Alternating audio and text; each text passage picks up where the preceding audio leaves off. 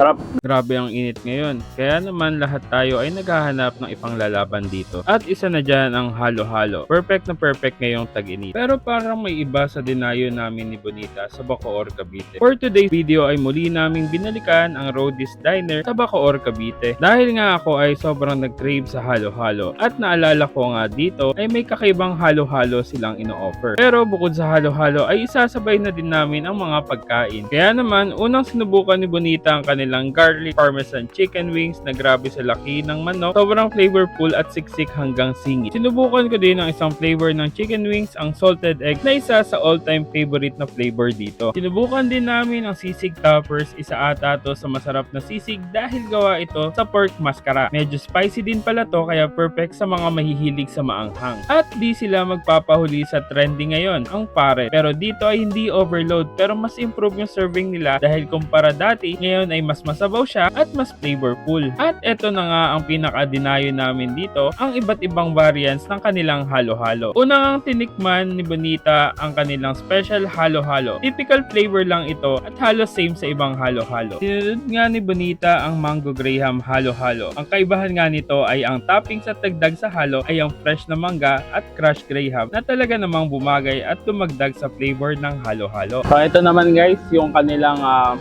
cheesy cheese halo-halo. So nasa toppings naman niya ang keso. So tikman natin to.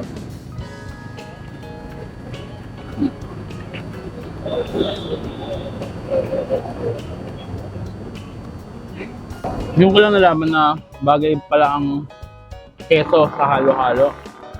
Dahil sa matamis na flavor niya, tapos yung medyo maalat-alat na lasa ng keso, perfect na perfect. Kain. So guys, ayan, muli natin titikman ang Red Hot Chili Halo-Halo ng Roadies. So, ito pa lang tayo nakikita ang halo-halo na may feeling kasama. So, kasama siya sa topping. So, haluin muna natin to guys.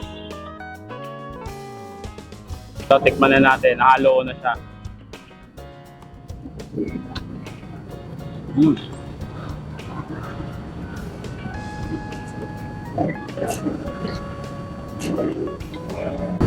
Sarap, grabe. Naghahalo yung anghang. Unang kakagat yung anghang niya. Tapos dahil dun sa gatas, ayun nga may anghang siya pero pagdating sa dulo, nawawala dahil dun sa gatas. Talaga nakokontra ng gatas yung anghang. Sarap, panalo. Kain tayo.